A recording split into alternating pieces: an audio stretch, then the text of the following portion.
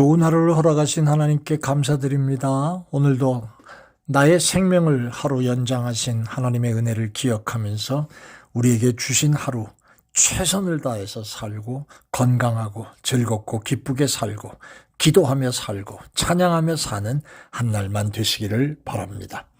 오늘은 신명기 15장 1절로부터 23절의 말씀을 가지고 말씀 묵상의 시간을 진행해 보겠습니다.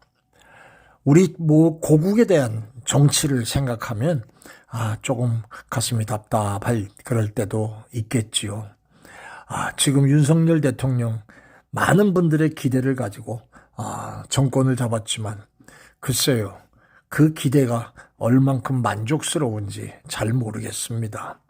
전임이었던 문재인 대통령 시대에도 참 백성들이 좋게 했겠다고 하는 욕심을 가지고 정치를 했지만 글쎄요, 여러분이 느끼신 대로, 아시는 대로, 보시는 대로, 평하시는 대로 좋은 점도 또 힘든 점도 많이 있었던 정권이었던 걸 얘기할 수밖에 없지요. 저는 정치를 잘 모릅니다만은 문재인 대통령 시대의 초창기에 이런 이야기가 있었던 사람이 있었습니다. 그리고 그 일이 정권의 정책으로 채택이 돼서 시작을 했습니다. 소득 주도 성장이라고 하는 그런 일들이었었습니다. 그리고 일하는 사람들의 일하는 시간을 줄이고 사람답게 살게 하자 이런 얘기를 했는데 돌아놓고 보니까 소득 주도 성장 그것을 주장하고 그 일에 앞장서였던 사람들 자체가 문제였고 또 그런 일은 있었지도 않았고 많이 백성들이 골탕을 먹고 힘들었던 그런 정책이 되고 말았습니다. 문재인 대통령 시대에 가장 뼈저리게 잘못됐다고 느껴지는 것 가운데 하나는 부동산 정책이었습니다. 많은 백성들이 집 때문에 애로사항이 많이 있죠. 집값이 오르고 그러는데도 자신 있게 집값을 잡는다고 큰 소리 뻥뻥 치다가 퇴임 때야 비로소 집값을 잡지 못해 죄송합니다. 그리고 끝나는 그런 모습이 있었을 다른 건 모르겠습니다. 이 참 정치라는 게 힘든 거구나 이런 생각을 했습니다. 경제, 한 나라를 이끌어가는데도 분명히 무슨 원리가 있겠지요. 그런데 오늘 신명기 15장 1절로부터 23절에 나오는 말씀을 보면 하나님 나라의 경제에 대해서 우리에게 가르쳐 주시는 내용이 있어서 그 말씀을 잠깐 생각해 보려고 합니다. 자, 하나님 나라는 어떻게 경제를 끌고 가는 걸까요? 1절로부터 3절의 말씀 보면 7년째 되면 그게 안식년입니다. 가난한 이웃에게 채무이행을 재촉하고 괴롭게 하지 말고 유예하거나 면제해 주라 하십니다. 아니, 내가 돈을 빌려줬는데 그것을 빌려간 사람이 못 갚으면 당연히 갚아야지. 7년째 되면 하나님은 재촉하거나 그것을 마구잡이로 괴롭게 만들거나 그렇게 하지 말고 유예해 주거나 면제해 줘라. 이게 무슨 하나님 나라의 경제입니까? 4절로부터 6절에는 이런 얘기가 나옵니다. 하나님 나라에는 가난한 사람이 없도록 해야 된다. 모두 부자가 되라는 말이 아니라 가난한 사람을 적극적으로 도우라고 하는 그런 의미지요. 7절에 이하에 나오는 말씀이 바로 가난한 자들을 위한 규례를 하나님은 분명히 얘기하고 있습니다.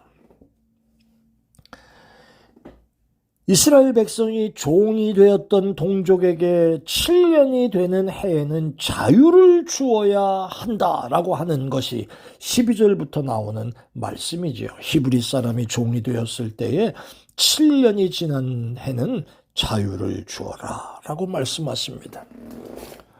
어떤 사람은 힘들어서 재산을 모았는데 어떤 사람은 시간이 지나면 다 유예해줘라. 이게 무슨 경제 논리입니까? 그러나 하나님 나라의 경제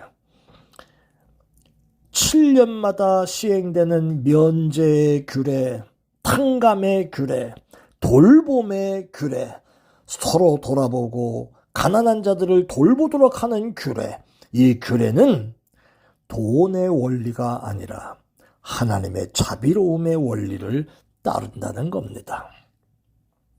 사랑하는 여러분, 하나님이 기대하시는 나라는 경쟁과 독점의 나라가 아니라 사랑과 나눔의 나라라는 거고요. 하나님이 원하시는 교회는 헌금 많이 해가지고 엉뚱한 데 퍼슬러 쓰는 그러한 것을 원하시는 게 아니라, 진정한 하나님의 교회는 사도행전 4장 32절로부터 34절에 나오는 말씀같이 모든 물건을 서로 통용하고 자기 재물을 조금이라도 자기 것이라 하는 이가 없고 그 중에 가난한 사람이 없으니 라고 하는 초대교회는 평가를 들었다는 것을 우리가 기억해야 할 것입니다. 가난한 이웃 앞에서 눈이 밝고 마음이 넓으며 손이 빠른 사람이 되기를 원하시는 하나님의 경제가 오늘 본문 속에 나오는 겁니다. 은혜로 받은 거 아니냐? 그러므로 은혜로 나누고 살라라고 하는 그 말씀이시지요. 은혜로 받은 것을 삶에서 나누는 것이 은혜를 기억하며 보답하는 길이라는 겁니다. 사랑하는 여러분, 은혜는 담아두는 게 아니고요, 흘러가게 만드는 거라는 겁니다. 남에게 흘러, 그 사람이 또 다른 사람에게 흘러가게 하는 겁니다. 우리의 모든 것 하나님의 뜻대로 사용하는 것이 하나님 나라에 속한 하나님의 사람들의 경제관이 되어야 할 줄로 믿습니다. 은혜로우신 아버지 하나님, 하나님 나라의 경제 원리를 따라서 청지기의 책임을 다하고 사는 우리들이 될 수 있도록 축복해 주옵소서. 하나님이 기대하시는 나라는 경쟁하고 독점하며 과시하는 나라가 아니라 사랑하고 나누는 나라라고 하는 것을 오늘 본문에 흘러가는 내용 속에서 살펴봅니다. 주신 은혜 감사합니다.